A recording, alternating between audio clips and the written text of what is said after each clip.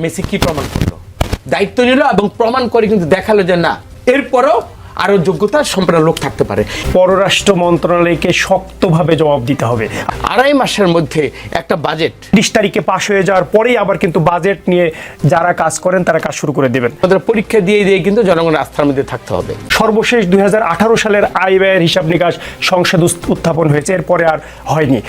বাংলাদেশ জামাত ইসলামী মৌলবাদী হয়ে যাবে, মানে যারা ব্যক্তিগতভাবে বিনিয়োগ করতে চায় তারা কিন্তু ক্ষতিগ্রস্ত হয়ে যাবে। সালাউদ্দিন সাহেব উনি অত্যন্ত সাহসী মানুষ। লক্ষ্মীপুর রায়পুরে একই পরিবারের মানে মা এবং তার 3 কন্যাকে জবাই করে হত্যা করা।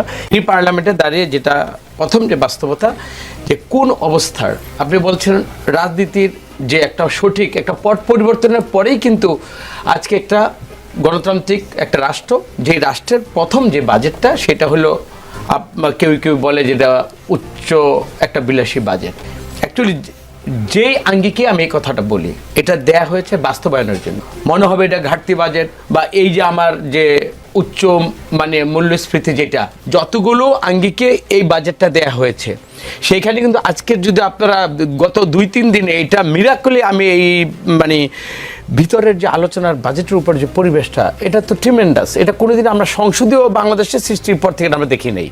মানে যেখানে সরকারের সমালোচনা করার, সরকারের আমরা ট্রেজারি বেঞ্চ মানে বেঞ্চে থেকে কিন্তু সঠিক মানে কথা বলছে। দেখেন গয়েশ্বরচন্দ্র রায় গতকাল সে কথা বলছে এবং সববার কিন্তু ওইখানে কিন্তু একটা উনি বাহবা পেয়েছে। তার মানে এটাকে প্রাণবন্ত, এখন প্রাণবন্ত সংসদ হলে তো হবে না, এটা ফাংশনিং করতে হবে। যে বাজেটটা দেয়া হয়েছে এইটাকে বাস্তবে রূপ দিয়ে যদি ঘাটতি বাজেটের মানে থেকে থাকে, এইটা কিভাবে সরকারি দল, ধরুন আমি একটা বাজেট দিলাম, পূরণ তো করতে হবে আমাকে, আর মানে বিরোধী দল তো সমালোচনা করবে, এই জন্য তো বিরোধী দল, কিন্তু সেই বিরোধিতা হবে গঠনমূলক, জবাবদিহিতা তাদেরও থাকতে হবে। যেমন আমাদেরকে কার্যকরী করে আমাদেরকে জনগণের সাথে প্রমাণ করতে হবে এখানে আশার যেটা আমি দিয়েছি ওইটা পূরণ না করে কিন্তু জনগণের ম্যান্ডেট কিন্তু আমি কখনই পাবো না।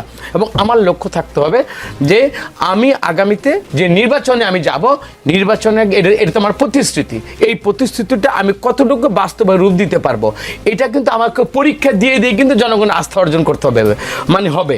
তো সুতরাং আমরা বাস্তবতার উপর দেশের অর্থনৈতিক ক্ষণভঙ্গন এবং কোন পরিস্থিতিতে বাংলাদেশটাকে আমরা এই সরকারটা পেল এবং সেটার সরকারের বয়স কত, তারপর আপনি 2.5 মাসের মধ্যে একটা বাজেট এটা প্রণয়ন করতে হলো এবং এটাকে বাস্তবে রূপ দিতে হলে এখন আমি 2টা জিনিস, যে সংসদে আজকে বিরোধী দল সহ সবাই কিন্তু এক বাক্যে, এটা কিন্তু ট্রেজারি বেঞ্চ এবং বিরোধী দল থেকে সব একটা কথা কিন্তু বেরিয়ে আসছে যে আপনার এইটা ইমপ্লিমেন্টের ক্ষেত্রে আপনাকে সৎ থাকতে হবে, এফিশিয়েন্ট হতে হবে এবং বাস্তবায়নের জন্য বিরোধী দলের আমাদেরকে যতটুকু সহযোগিতা দরকার, এই সার্বিক একটা প্যাকেজ মনে করি এটা গণতন্ত্র উত্তরণের জন্য, এই দেশটাকে একটা সঠিক মানদণ্ড এবং অর্থনৈতিক ভিতের উপর দাঁড়া করাবার জন্য আমাদের যতটুকু আমাদের দায়িত্ব ট্রেজারি বেঞ্চে সেটা আমরা করব। এবং আমাদের যে জায়গায় লিকেজ থাকবে বা মানে যেইখানে কিন্তু আমাদের মানে এই আশা পূরণের জন্য আমাদের ব্যর্থ হবে, ডিসক্রিমিনেশন দেখবেন জনগণ, সেইখানে কিন্তু বিরোধী দল দাঁড়িয়ে সমস্বরে সবাই কিন্তু এই আঙ্গিকে কথা বলবে। তো এই ধরনের ভাইব্রেন্ট একটা পার্লামেন্ট, এবং আমি প্রথমে বলেছি এটাকে প্রাণবন্ত বললে হবে না, এটা ফাংশনিং একটা মানে পার্লামেন্ট হতে হবে। এই জন্য আমি মনে করি গণতন্ত্রের জন্য যারাই সংগ্রাম করেছে সবাই আমরা সচেষ্ট, এবং আপনাদের চোখ যেহেতু এইভাবেই খোলা থাকে, সুতরাং আমাদের কার্যকলাপ এবং ভবিষ্যতের যে আমাদের মানে অঙ্গীকার, এইটা আমরা কতটুকু বাস্তব আমরা রূপ দিতে পারবো। সুতরাং আমাদের পরীক্ষা দিয়ে কিন্তু জনগণের আস্থার মধ্যে থাকতে হবে। আমাদের মাননীয় স্পিকার বলেছেন যে উনি 7মবারের মতো উনি সংসদ সদস্য হয়েছেন। ওনার মুখ থেকে আমরা শুনেছি এই বর্তমান পার্লামেন্ট হচ্ছে ওনার দেখা শ্রেষ্ঠ পার্লামেন্ট বলে ইতিমধ্যে তিনি ঘোষণা করেছেন। কেন করেছেন? এই যাবৎকালের ইতিহাস দিয়ে তিনি পর্যালোচনা করেছেন। প্রত্যেকটা বিষয় যেভাবে প্রত্যেকটা বিভাগ সম্পর্কে, প্রত্যেকটা মন্ত্রণালয় সম্পর্কে যেভাবে চুলচেরা বিশ্লেষণ হয়েছে এবার বাজেটে বিরোধী দলের পক্ষ থেকে, আপনি অতীত ইতিহাসগুলো পর্যালোচনা করলে হয়তো দেখতে পাবেন। সম্মানিত ভাই আছেন যিনি সরকার দলের সংসদ সদস্য, তিনিও জানেন প্রত্যেকটা বিষয়গুলো নিয়েই আমরা কথা বলেছি, এক একটা পয়েন্টগুলো নিয়ে, এক একটা বিষয়গুলো নিয়ে অসামঞ্জস্য সহিংসতা নিয়ে, বাজেট কেন আমাদের দেশে ফলপ্রসূ হয় না সেটা নিয়ে প্রত্যেকটা ডিপার্টমেন্ট ওয়াইজ আমরা কথা বলার চেষ্টা করেছি এবং সেগুলো ইতিপূর্বের বছরগুলোর অ্যানালাইসিস সহ আমরা কথা বলেছি। এই আলোচনাতে আমরা যারা অংশগ্রহণ করছি সরকারি দল মানে ক্রিটিসিজমের চেয়ে দেখা যাচ্ছে যে বেশি প্রশংসা করছেন, আমরা বেশি ক্রিটিসিজম করছি, আবার যেগুলো ভালো সেগুলো ভালো আমরা বলছি। এর মধ্য দিয়ে আমাদের সংসদ কিন্তু চলমান আছে। গতকালকে একটা বিষয় আপনি দেখবেন খেয়াল করে, আমাদের মাননীয় বিরোধী দলীয় নেতা তিনি বলেছেন যে আমরা যে প্রিভিয়াস যে একটা অবস্থান ছিল সংসদে যে শুধুমাত্র বিরোধিতার খাতিরেই বিরোধিতা করা, আমরা সেইটা ভেঙে দিতে চাই। আমরা ওই রকমের বিরোধী দল হতে চাই না। যেটা সরকার ভালো করবে দেশের জন্য, জনগণের জন্য, দেশের স্বার্থের জন্য, দেশের অর্থনীতির জন্য, সেইগুলোর সাথে আমরা অবশ্যই ওয়েলকাম জানাবো। আর যেগুলো স্বার্থবিরোধী হবে জনগণের, যেগুলো জনগণকে আবারও ভোগান্তির মধ্যে ফেলবে, আবারও দেশের টাকা যখন বিদেশে পাচার হবে, বিদেশে যখন বেগম পাড়া তৈরি হবে, সরকারের পক্ষ থেকে এই জাতীয় অপরাধীদের নাম যখন প্রকাশ করা না হবে এবং তাদের বিরুদ্ধে কি পানিশমেন্টের ব্যবস্থা করা হচ্ছে সেটা যখন আমরা সচক্ষে না দেখতে পাবো, তখন আমরা আবারও এই বিরোধিতা সর্বোচ্চটুকু আমরা সেখানে আমাদের বক্তব্যগুলো উপস্থাপন করব। আপনাকে একটা কথা বলতে চাই যে বাজেটের ব্যাপারে বলা হচ্ছে খুব ভালো বাজেট। ওকে, আমাদের প্রিয় ভাই বলেছেন যে এই সরকার তো মাত্র 1 মাস 1.5 মাস সময় পেয়েছে বাজেট করার জন্য, কিন্তু বাংলাদেশের প্রেক্ষাপট কি তাই বলে? আপনি যদি দেখেন যে আজকের বাজেট আগামী এই 30 তারিখে পাশ হয়ে যাওয়ার পরেই আবার কিন্তু বাজেট নিয়ে যারা কাজ করেন তারা কাজ শুরু করে দেবেন। এটা হচ্ছে বাস্তবতা বাংলাদেশের। কারণ আমাদের দেশের বাজেটগুলো আমরা এই সংসদে আলোচনা হয়েছে এই বিষয় নিয়ে, আমাদের ভিতর থেকে পার্লামেন্ট সদস্যরা কথা বলেছেন এ ব্যাপারে যে আমাদের সংবিধানে আছে 83 নম্বর অনুচ্ছেদে বলা আছে সংসদে আলোচনা সাপেক্ষেই জনগণের উপরে কর নির্ধারণ করা হবে এবং সরকারের অনুমতি ব্যতীত সেটা হবে না। আমরা যেটা দেখি যে হয়তো 40 ঘন্টার একটা আলোচনার মধ্য দিয়ে আমাদের আলোচনা শেষ হয়ে যায়। তো এই অবস্থায় আরেকটা বিষয় আপনাকে বলি যে আমাদের সংবিধানে আছে 132 অনুচ্ছেদে যে সরকার তাদের প্রত্যেকটা হিসাব নিকাশ সংসদের নিকট ও রাষ্ট্রপতির কাছে যাবে, তারপর সংসদ উপস্থাপন হবে। সর্বশেষ 2018 সালের আয় ব্যয়ের হিসাব নিকাশ সংসদ উত্থাপন হয়েছে, এরপরে আর হয়নি।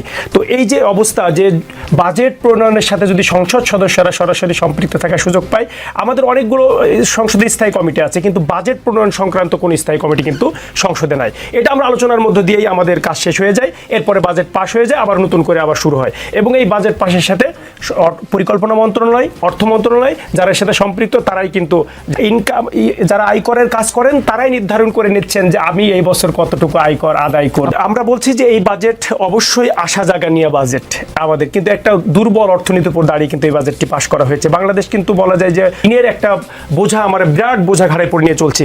আমরা লাস্ট এই সরকার যখন ক্ষমতা গ্রহণ করে তখন 23 লক্ষ কোটি টাকা আমাদের ঋণ ছিল বিদেশে, মানে বিভিন্ন ঋণ দেশি বিদেশি মিলে। সেটা কিন্তু 1 মাসের মাথায় মার্চের ইয়ের পরে এসে বলছে 24 লক্ষ কোটি টাকা ঋণ। এই বাজেট বাস্তবায়ন করার জন্য প্রিভিয়াস টাইমে যে আমরা মানে সুশাসন, দুর্নীতিমুক্ত প্রশাসন, সকল জায়গায় জবাবদিহিতা, এই যে একটা অভাব আমরা দেখেছি, সেইটার মধ্যেই যদি গতানুগতিকভাবে চলতে থাকে তাহলে কিন্তু এই বাজেট হোঁচট খাবে। আমার সীমাবদ্ধতা, আমার প্রথম পরিবর্তনটা হতে হবে আমি মানসিকভাবে। যেমন আপনি মুন্সিগঞ্জ 3 আসরে খবর নেন, আমি পার্লামেন্ট মেম্বার হিসেবে স্কুল, কলেজ, মাদ্রাসা সব জায়গায় কিন্তু একটা মানে ইনভাইট থাকে। আমি প্রথম দিন ঘোষণা করছি আমাকে মানুষ ভোট দিয়ে এমপি বানিয়েছে। এরপরে আমি এবং আমার পরিবার থেকে কেউ আর কোনদিন মেম্বারই হবে না কোনো জায়গায়। সুতরাং আমি চাই যে আমার থেকে আরো বেটার কোনো মানসিকতার মধ্যে দিয়ে বাংলাদেশের সব পার্লামেন্টের মেম্বাররা তারা আমার চেয়ে আরো ভালো উৎকর্ষ সাধন করে। সেটা হলো যে আমরা কয়েকদিন আগে, এখন তো মাননীয় প্রধানমন্ত্রী গেলেন আমাদের স্বার্থ সংশ্লিষ্ট বিষয়গুলো, আমার বার্তাটা কি? প্রথম হলো যে আমি ক্ষমতায় থাকার জন্য আমি কিন্তু তাদের কোনো আমার অ্যাসিস্ট্যান্স লাগেনি। সোজা কথা বলি, যেই দেশ পার্শ্ববর্তী দেশ হিসাব বলে যে জামাত ইসলাম আর বিএনপিকে ঠেকাইতে হইলেও আমাকে ভোট দিতে হবে। আমরা দেখেছি তো সুজাতা সিংয়ের যে বার্তাটা ছিল যে তোমরা যদি এইভাবে হয় বাংলাদেশ জামাত ইসলামকে মৌলবাদী হয়ে যাবে। ওর পর থেকে কিন্তু বাংলাদেশের মানুষ সচেতন হয়েছে। আর জুলাই আন্দোলনে যতগুলো মানুষ শহীদ আমাদের কি শিখিয়েছে? প্রথম হলো আমাদের মেরুদণ্ড সোজা করে আমার জাতিসত্তা, আমার সার্বভৌমের উপর আমার বাঁচতে শিখিয়েছে।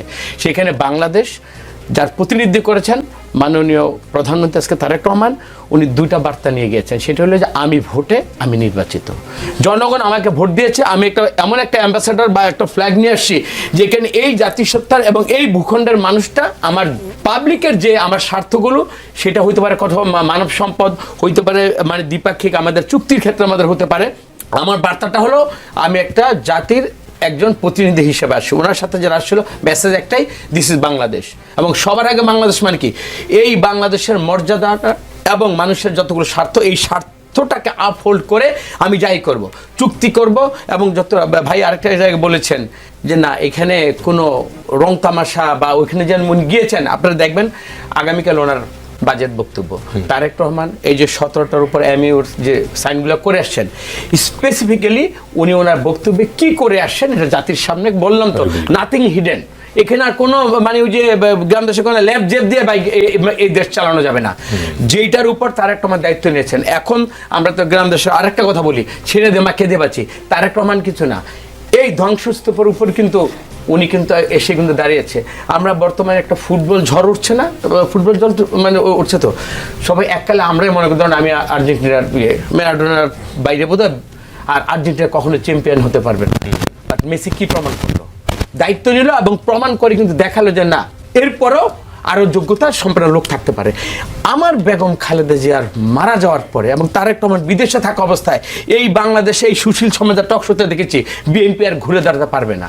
আমার মনে হয় তারেক রহমান ইনশাআল্লাহ প্রমাণ করেছে, জনগণ তাকে সেই সুযোগ দিয়েছে, এই সুযোগটাকে নিশ্চয়ই জনগণের এই বিজয়ের এবং জনগণের আস্থা এবং বিশ্বাসের পাটাতনের উপর উনি যে এখানে দাঁড়িয়ে আছেন, সেটা আমার পার্শ্ববর্তী দেশ ভারত বলেন, আমার মায়ানমারের স্বার্থ যেটা আছে, এই যে আপনারা রোহিঙ্গার সমস্যা আমাদের জ্বলন্ত সমস্যা, এই যে বোঝাটা, এই বোঝাটা সারবার জন্য চায়না কিন্তু অবশ্যই দরকার। যারা এই ব্যাপারে, এটা তো বিশদ আলোচনার ব্যাপার, এখানে পররাষ্ট্র মন্ত্রণালয়ে যারা আছেন বা আমাদের এই দেশের এইগুলো নিয়ে যারা কাজ করেন, তারা কিন্তু এটা কিন্তু বিশদ ব্যাখ্যাগুলো ওনাকে দিবেন।